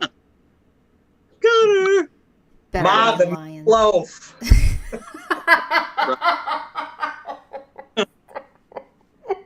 Right. Meatloaf, ma. So we have other question. What's going to happen if it takes another 6 weeks to launch SVS? Players are going to lose it. People are waiting to quit. If it doesn't happen, update today was a letdown. I would agree. It's like, I dare you. I dare you to quit. Because I feel like, I don't think you will. You know, I really feel that way. Because I feel like most people, maybe it'll turn into a secondary game, and then when it pops up, it'll be primary game again. Maybe, you know? You have to piss people off. I think they're doing it to just get it right. Maybe. They made a Facebook post. I want to say like 2 or 3 weeks ago, and it's been on Discord, and it's been on making it's been going. Mm-hmm. And they basically said that this week people will have SVS for test servers, and I think they've already announced like 16 or so states that are going to have SVS, and then in August is when they're going to actually roll out the official SVS for everyone. So, and that lines up with the 1 year anniversary, which is kind of what we expected after it didn't come out in May. So they are saying August for everybody. Correct. End of August? So August, beginning of August. Beginning of 100%. They said beginning of August. They'll roll it out to everybody. The test right now is being released already, and I think it's 16 states or so. As far as I can tell, the list has been traveling around too. After this test, they're going to do another couple minor bugs depending on what people find, and then in August, for sure, is what they say, is when they'll release state versus state. So it may be another 6 weeks, but we at least know for sure, like without a doubt, from what they say, it should be released by then. So should be keywords. Should be. Fingers. Hey, they posted crossed. it, so you know. Oh. We'll remain hopeful. Pleasant and hopeful. How about that? Durgan said, McLemmon, does the skull represent where you are located on the map? Yeah. Well, considering Durgan quit the game and he got zeroed in our hive, I would say it would closer represent you, buddy. Yeah. Durgan is, I don't know if you guys know that, but Durgan is one of my really good friends. He's an RSG streamer. He streams Don't Starve with us on Tuesday nights. And I tried to get him to play the game with us. And he just can't. He said that it doesn't interest him. I think it's just a bit too confusing for him. He's more of a point and click shoot 'em type gamer. So, there you go, Durgan. And he calls me McLemmon for some reason. I have another question. Yes. Somebody just asked in chat that I thought was a pretty good, because I totally forgot. So there's a different design for new states, like 200 plus against the old states. And I keep forgetting that's a thing, but it is a thing. So it's definitely a thing. If you guys know when us in State 11 will be getting this new update with what these guys have already been playing with for like a month and some change now. And it seems like a pretty sweet update, and I wish we could have it. Yeah. I don't know.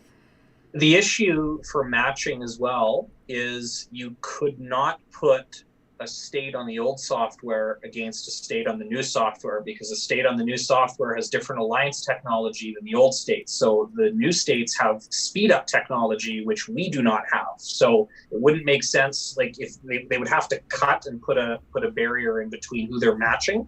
Otherwise, you're going to have technology imbalance.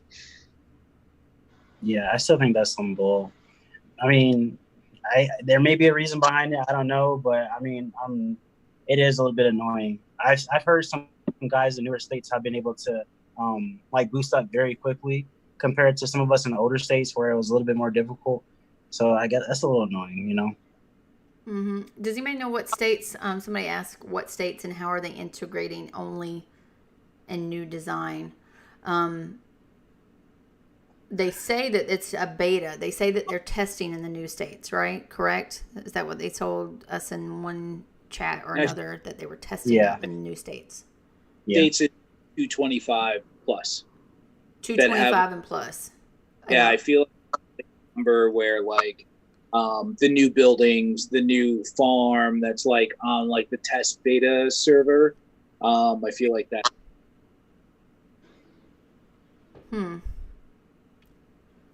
Yeah.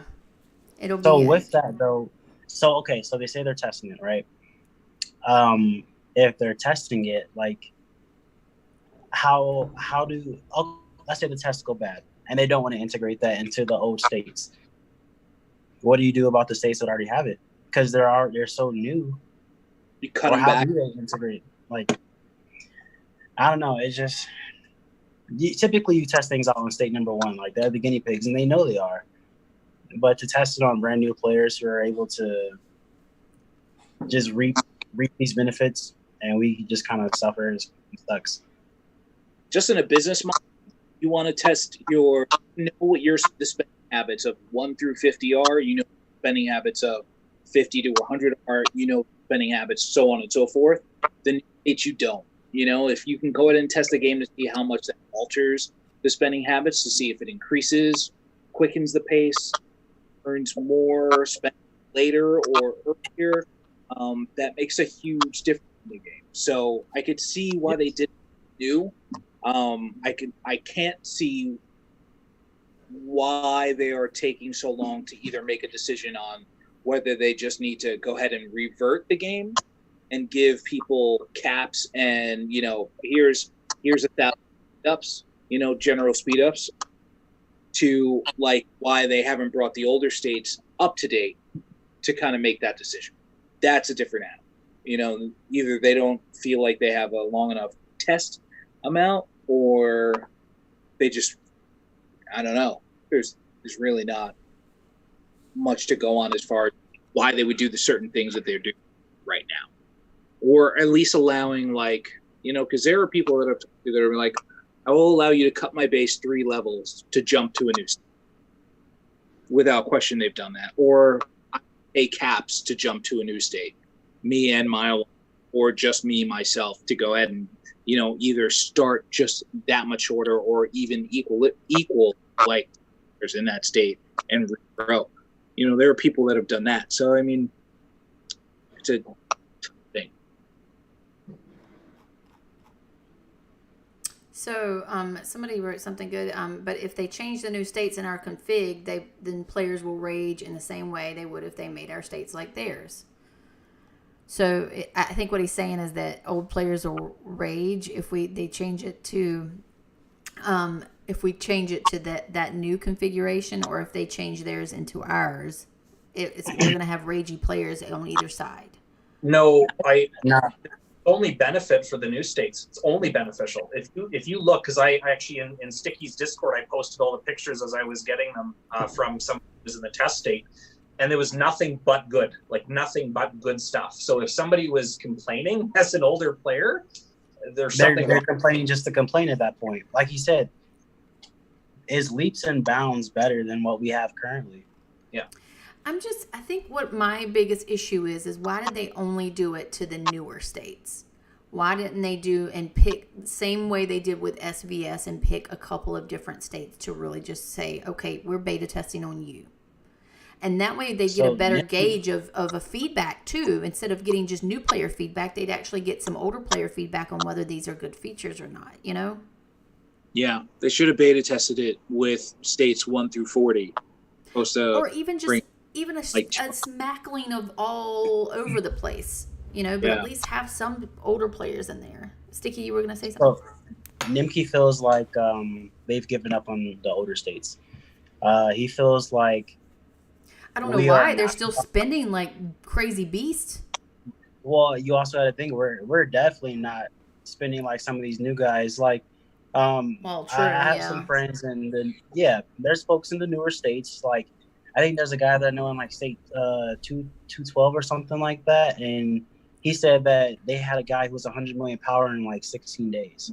Yeah. You know, like think about the amount of money that guy had to drop to do that, and you can look in the game-wide leaderboards. You can see a testament to this within the leaderboards. There's so many people coming from states 190, 200, 210, 220 who are getting to the top 100 power, which is only crazy. to do that is dropping money. Yeah, which is crazy because it shouldn't be able to catch up that fast. Delete. Oh. What? You cut out for a second. I didn't hear you. Go ahead. You shouldn't be able to catch up that fast to the like statewide leaderboard because it wasn't like every hero. First of all, it wasn't like every hero was available to us in state 125 until about day 100 was probably when Miho, Zoe, and Ash dropped, you know, and it was like we actually lost out on ranking up like other players like Trish and Wolf. You know, we couldn't raise the Raise Casino didn't open up for them for us to even max that out if I wanted to buy them. You know, it was like it was there 1 week and then it was gone the next. Mm-hmm. You know, it was Trish still at 60 for me because they automatically force pushed Wolf out and Trish just never became an option again. So it's either I've got to use blank frags to go ahead and rank her, or I've just got to guard her altogether, which is kind of unfair, you know. And like, you know, the game has built spending like you got to wait the 24 hours to basically re-increase the spend, you know. So there are those things that are in there, you know, because we have a couple of big players that have maxed out the packs day in day, which was crazy, you know. Great for the other people that are in their alliance because all the crates they were probably opening during that time were probably insane. I can't even imagine how many like speed ups and random caps that people are getting there being there during that time. So, so yeah, to hear like a newer state that's like 230 going ahead and catching up to someone that's at 125 already is a little disheartening. Yep. What's up, Daedric? What's up? Yeah, no, so I want to support Delete here, just from a free to play player perspective. When players are like, you know, spending advice, this, that, and the other thing. If you're in an alliance with a spender and you're a free to play player, you never need to spend a dime because, to Delete's point, the crates you open, like if you're talking about a guy who's dropping 20, 30 grand, the crates alone that you're opening from the rewards, oh my God, like you're talking a couple grand of free stuff. Yeah. Just for being in the alliance. Talk about fast tracking to 30. That's how to do it. Yeah. That's why Casada's whole alliance and whatever stage he's in, they're all strong. Like they are all powerful because he's dropping money all the time. You know, if you ever go have a chance, go look at their alliance. Oh, I can't even. Play players are probably like, I can't even use all these construction speed ups. Even like, I'm free to play and I've got extra construction speed ups. Next question, NZ Beast. Once the RR port resets, does the advanced port reset too? Or if you use one, it will always cost 2 for the full length of the raid? It resets. Yeah. It resets. Once you get one, it doesn't cost you 2. Mm-hmm. So when you use it before, you get another free one. Mm-hmm. Yep. So if you're up to 3, so let's say you used the free one, you used the 1, you used the 2, now you're at 3. Once you get another free one, it resets back to 1. Oh, okay. Now I know what you're saying. I was so confused at first. Okay, so it's just starting. Let me use one. 4,000 cap. Then it's 8,000 caps, 12,000 caps, 16,000. Then you get another one, and it's back to 4. Okay. Yep. Oh, well, that's good, at least. Santa Claus. This name cracks me up. Claus. Real. What would be a good way to improve or evolve Reservoir Raid, in your opinion, to make it more evened out? We actually addressed that one, and we saw that one in chat. I addressed it. Sazel Alum? I'm not sure if I pronounced that right. Do you think there's a chance of matching with a state that already has Gen 4 heroes? No. Well, so that depends. So Generation 4 heroes have not been released as of yet. They are still being tweaked with by the developers. That's why we're still messing with them in the test server. When they do get released, they will obviously be released to the older states first. So I don't know what the cap will probably be, like maybe state 160-ish. So if you're state 161 and plus, and you guys didn't get the Generation 4 heroes when they dropped, you do have the potential to be matched up with like someone who got them, and that will suck. I promise you that will suck. But... Delete. Who was our matchup? Was like a state 40 something or yeah. Yeah. The first time I saw Miho, Zoe, and Ash was in Reservoir Raid, and I had Jeb.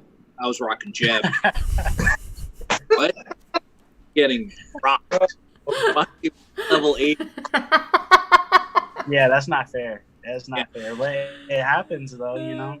What are these faces? I don't even is. I'm getting rocked. Yeah. Just getting blasted. So what is this biker chick doing in my building? Wow. Like she's crawled out of a White Snake video. Oh. Yeah, and those Generation 4 heroes are going to be even worse. I'm telling you. Yeah. I was beating people. I'm sorry, but they look goofy as hell to me. They do, but they're strong. Those are some goofy-looking characters. I don't know what's going on with them. I feel like they built a couple of them to kind of stay at home, though. You know, like because they're patrol. You know, a couple are patrol. So that's interesting.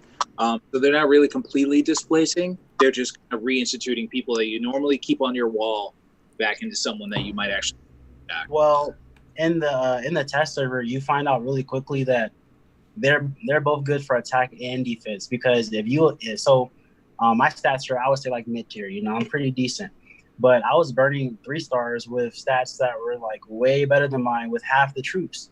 And I posted some of the reports on my last video.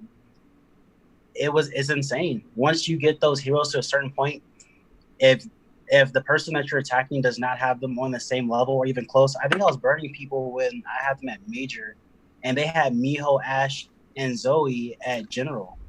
I was like, there's no way this should be happening. I'm using 550,000 troops to their 1.2 million. It was crazy.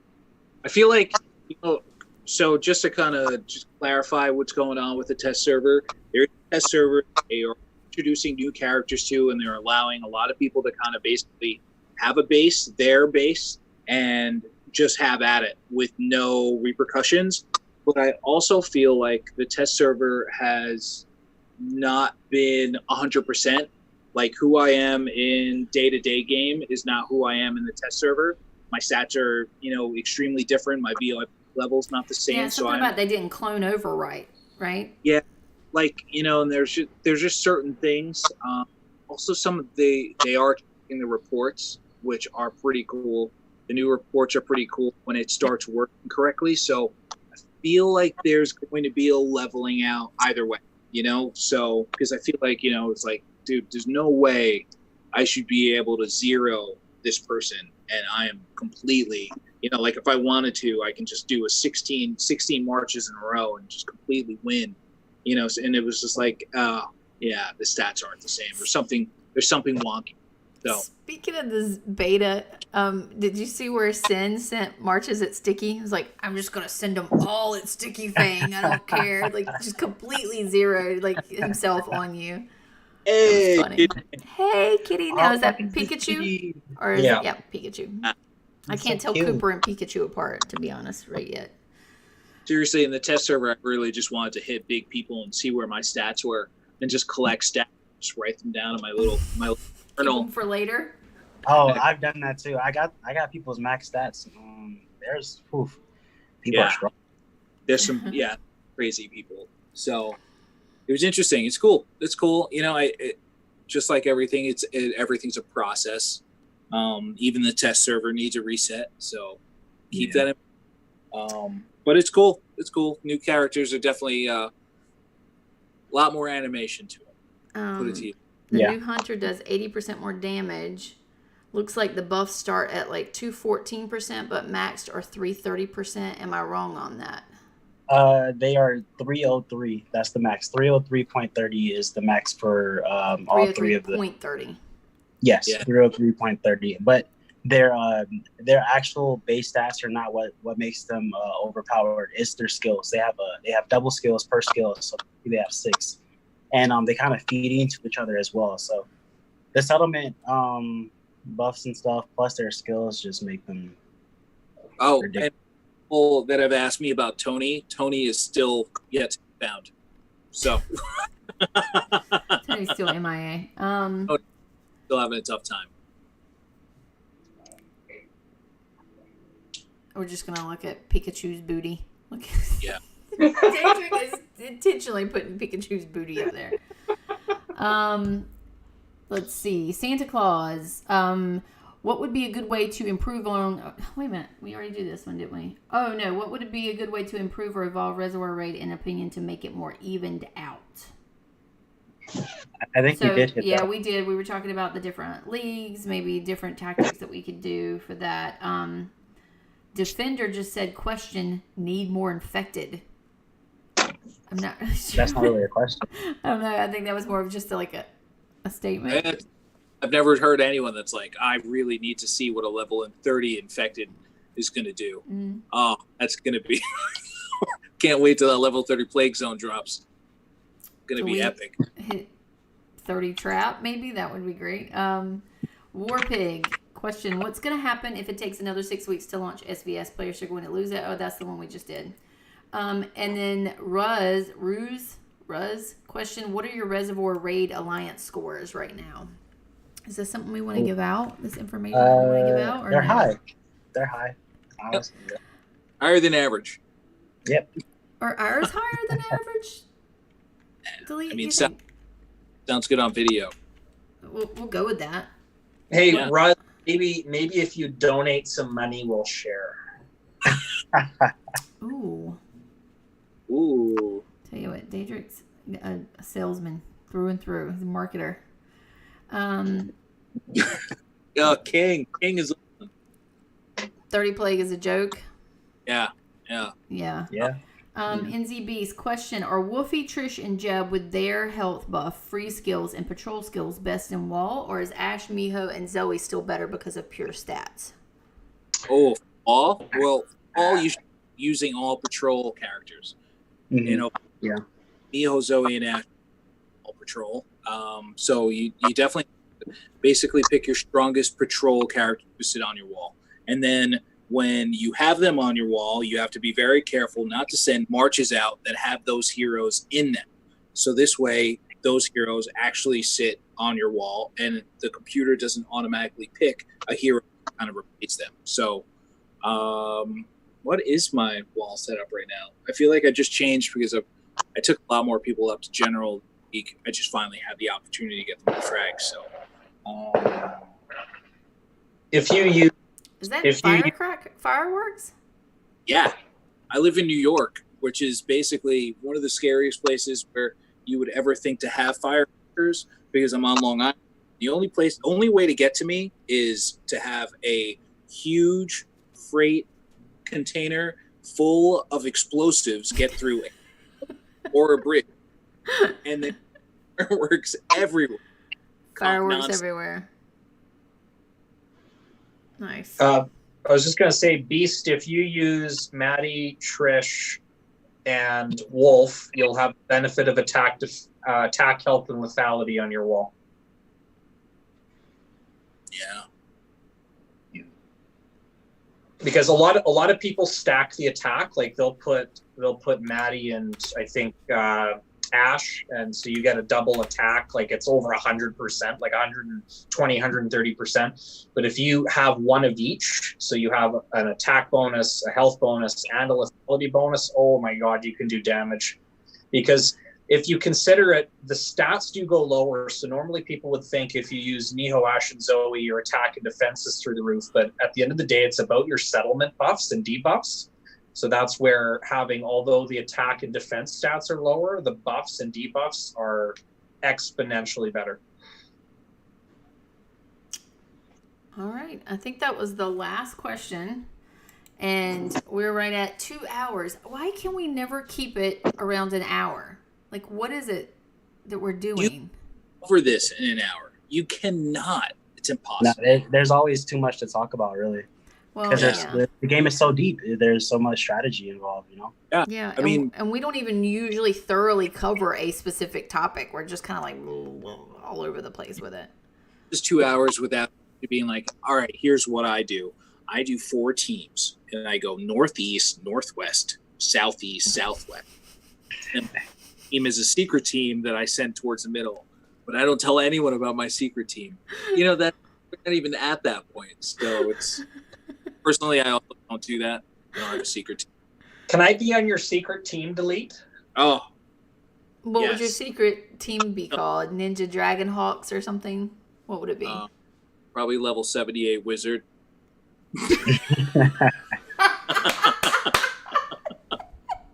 Yeah, I'm thinking that would be, or Sonic Death Monkey. Sonic Death Monkeys. Gosh. All That's right. a fidelity. Great movie. Okay, guys. So I think. Oh, let me give the code really quickly. Thank you, guys. Sticky, before I'm gonna give the code, but is there anything that you wanted to say before we start wrapping up? Appreciate everybody for watching. Go subscribe to Sticky Thing Gaming. And join my personal Discord. Ask me for the invite link and check out the State of Survival fan-made website, ninjas.net. You can also find that link in my Discord as well. So Yeah, you guys go join Sticky's Discord. There's a bunch of fun chat there. The gift code for this stream is environment, 300 bios and 2 advanced search maps. So again, that's environment. I'm going to put back here. Want to thank you guys for tuning in. Next week, we will be back here. I don't even know what our topic's going to be. We'll figure out something, but we appreciate you guys for watching and joining us. Sticky Fang, thank you so much for being our special guest. No problem. You guys, please, as he said, join his Discord. And then also please join RSG's Discord, Reality Skew Gamers. It should be in a link in the description of this stream. And we might even head over there for an after party VC. But please hit us up there. We play lots of different games with Reality Skew Gamers. I stream on Tuesday nights on Twitch.